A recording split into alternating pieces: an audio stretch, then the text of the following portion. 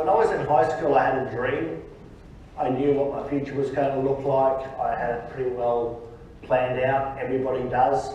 You guys have all got a vision, if you like, about what you're going to do in the future. I want to just take a moment now to just close your eyes for a minute and take yourself to that vision where you see yourself, where you're going, and just have a little bit of a think about that for a minute. Some of you may be going straight into employment.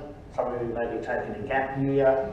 Some of you may be going back to further studies.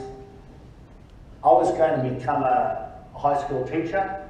I was getting an apprenticeship. I was going to do my trade, go back to uni and do a little bridging course to become a high school manual arts teacher.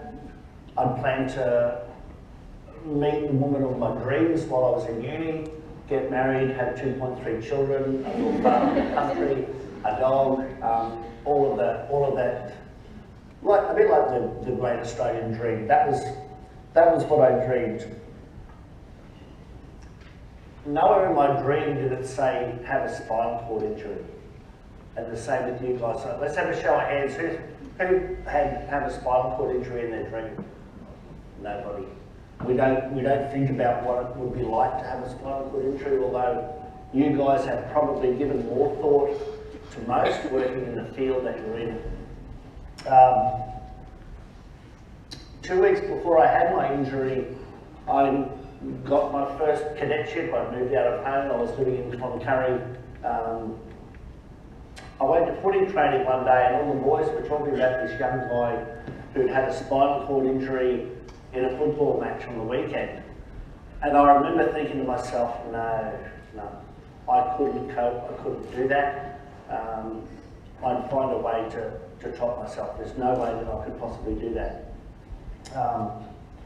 2 weeks later, I missed the bus to go to the footy comp that I was supposed to be playing in, and went out to this beautiful creek behind me for a swim, dived in, had a C5, 6 other side of book, fracture on my spine, and I ended up in the bed beside the young bloke that I talked about the fortnight before.